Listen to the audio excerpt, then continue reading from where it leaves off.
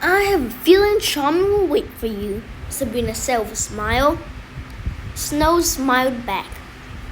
All in all, the three heads of the army, Mr. Canis, Prince Charming, and Robin Hood, seemed happy with the day's progress.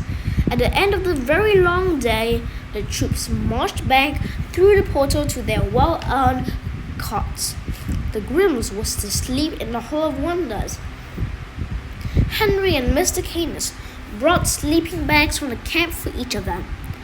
Mr. Canis informed the family that the mysterious saboteur struck several times that day, but had yet to be identified. Luckily, he said, the destruction was repaired before anyone got hurt. Then Canis excused himself as he and Red had work of their own to do. Sabrina nestled into a sleeping bag next to her sister. Elvis lay between them, his big head resting on Daphne's belly. Daphne, Sabrina called. The little girl opened a single eye. Are you okay? She said. I mean about Briar and... No, the girl whispered. It's very sad. You can talk to me if you want, Sabrina offered. Daphne shook her head and rolled over so her back faced Sabrina. She wasn't ready to let go of her anger yet. Feeling defeated, Sabrina turned her attention to the ceiling high above them. She was exhausted but too restless to sleep. Briar's funeral was still fresh in her memory. She thought about the princess, how she had foolishly sprung up to fight, even in the face of certain death. She hadn't given it a second thought, and now she was dead. Daphne, Snow, even Granny Rhoda were just like her, and Sabrina worried that one day their luck would run out as well. She desperately wanted to protect Daphne. It hurt that the little girl didn't understand. Yes, she wanted to go back to New York City to get away from all this madness, but it was also so Daphne would be safe. Safe from the mobs of lunatics waiting outside their house, from the mayor who was trying to kill her. Daphne didn't get it. She thought Sabrina was being selfish and a coward, and maybe she was right. Can I be a hero too? Sabrina wondered. She knew she had done heroic things, but did she do them for others or to save her own behind? She suddenly understood that Daphne's cold shoulder was about more than stealing the horn of the north wind from her or siding with Dad to leave town. It was about right and wrong, about always doing the good thing even if it wasn't the wisest. Being heroic came so easily to Daphne. The gray areas didn't cause her to stumble the way they did Sabrina. Maybe the little girl was naive, but Sabrina suddenly understood that she might lose her relationship with Daphne if she didn't find the hero inside of her, and fast. Someone rustled in a sleeping bag nearby. Sabrina turned and saw her mother stand up, slip on a pair of flip-flops, and pull a sweatshirt over her head. Sabrina's father was sleeping deeply beside her, and Veronica was trying to be quiet. She tiptoed down the hallway toward the room of reflections. Curiosity piqued. Sabrina shook her sister awake. I don't want to wake up, Daphne grumbled. Wake up, Sabrina said. Didn't I tell you I'm mad at you? Daphne muttered. Mom just stuck out of here. Let's follow her, Sabrina said. Maybe she's just getting a drink of water, the little girl complained. She's not after a glass of water. I know sneaking when I see it, Sabrina said, pulling Daphne out of her sleeping bag. Come on. Daphne grumbled but followed Sabrina down the hall to the room of reflections. They passed without disturbance into the Hall of Wonders. Harry was nowhere to be found, so they hurried quickly through the portal that led to the fort. Outside, the night was chilly and damp. It's cold, Daphne complained. Let's go back. Stop complaining. There she is, Sabrina said, following Veronica toward the medical tent. Why is she going to see Nurse Brett? Maybe she's looking for another blanket, Daphne grumbled.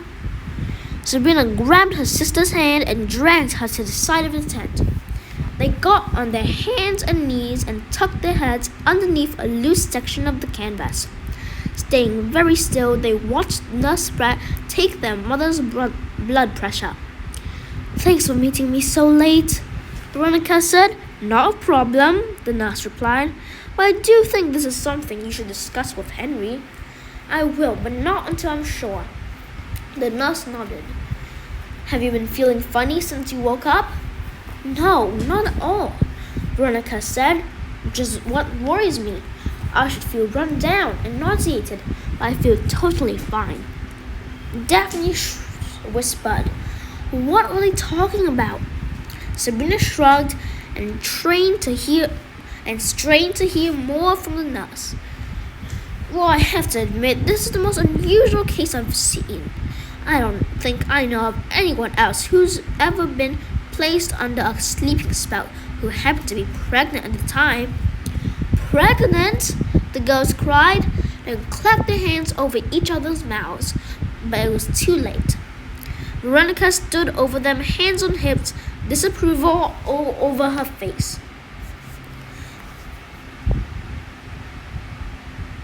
Chapter 7.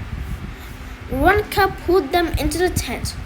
"What on earth do the two of you think you're doing?" she cried. "You're going to have a baby?" Sabrina asked. "I'm going to be a big sister, finally," Daphne crowed. "Girls, calm down," Veronica said. "She's right, girls," Nurse Sprat said. "The miracle of life is the most unpredictable magic there is. We don't want you to get your hopes up too early." "You were pregnant before you were kidnapped?" Sabrina asked. Veronica nodded and finally surrendered to her daughter's curiosity. I found out the day we were taken. I was so excited and knew Henry would be too. I told him to meet me in Central Park after work so I could tell him the good news. We went to the carousel. It was a beautiful day. The last thing I remember is my friend Oz rushing down the hill toward us, and then we woke up here in Ferryport Landing and 2 years were gone. Daphne and Sabrina shared an uncomfortable look. "Oz is not your friend, Mom," Daphne said. "He's the one who put you to sleep. He was working with the master," Sabrina explained. Veronica bit her lip and looked as if she might cry. "I trusted him," she whispered. "So did we," Daphne said. "And then he attacked us with a giant robot. He's kind of a jerk." "Mom, you've been asleep for almost 2 years. Do you think something's wrong with the baby?" Sabrina asked. "I don't know," Veronica said. "That's what I'm here trying to figure out." "I don't have a lot of experience with sleeping spells, but I suspect it's not the best situation to be in when trying to grow a baby," Nurse Sprat said. "The baby may have slept soundly, just like you and your husband. Most of the victims of these spells report that they didn't age a single day while they slept. Briar Rose, God rest her soul, was asleep for 100 years, and she was just as young when she woke up as when she fell asleep. But she was never after. We'll take a few tests and we'll know more soon." Veronica nodded. "But girls, this has to be our secret, okay? Your father's already beyond stressed, and he's dead set on escaping this town. I don't need him to snap and drag us through the woods again." "I won't say a word," Sabrina promised. "You can trust us," Daphne added, pretending to lock her lips. With an imaginary key, she then tossed behind her shoulder. "How can we find out if the baby is okay?" Sabrina asked. "Well, unfortunately I don't have all the fancy machines I had at the hospital, but I did manage to grab some essential supplies before the hand ran me out. I have a simple test that will tell us for sure. All I need is a blood sample." Sabrina's mother rolled up her sleeve as Nurse Sprat prepared a needle. She took one small vial of crimson blood from the vein in the crease of Veronica's elbow, then bandaged the small wound. Give me 3 days, the nurse said as she carefully labeled the vial with Veronica's name.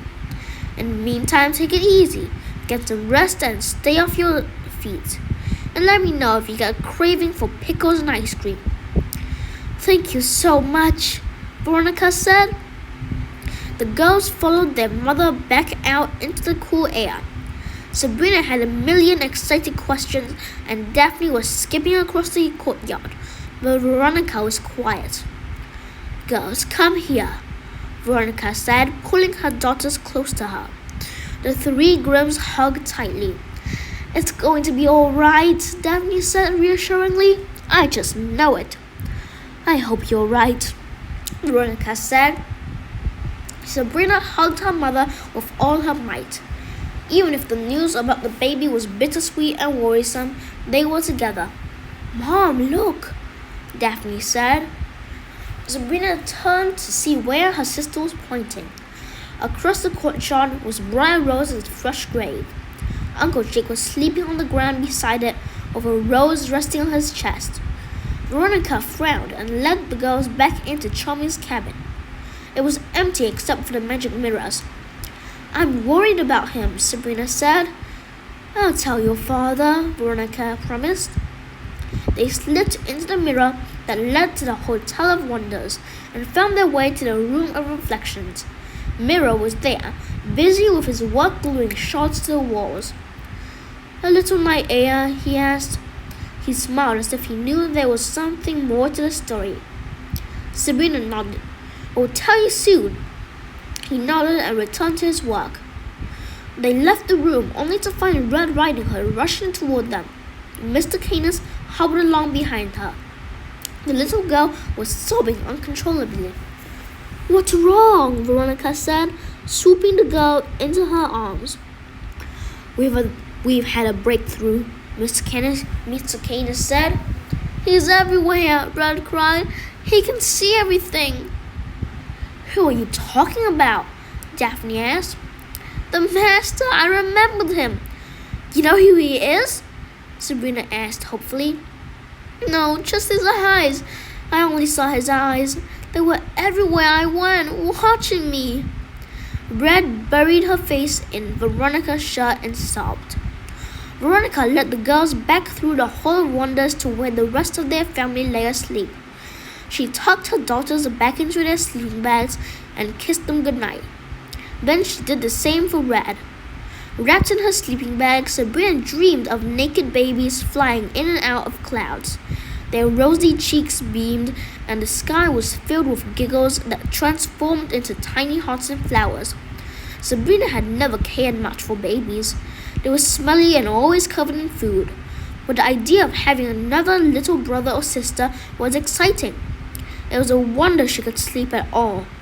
Unfortunately, her lovely dreams were interrupted by a loud huffing sound and a sudden sensation of something moist and slippery rubbing against her cheek.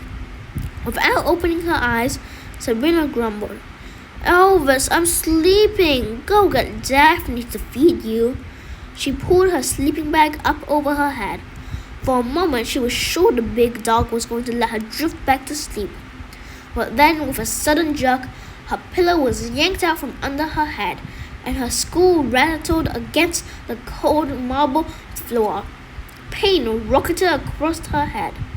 Furious, Sabrina sat up, spewing threats of trips to the pound. When she realized that the culprit was not the Great Dane, but an enormous white stallion hovering above her. It was held aloft by 2 powerful wings, and Sabrina recognized it as a Pegasus.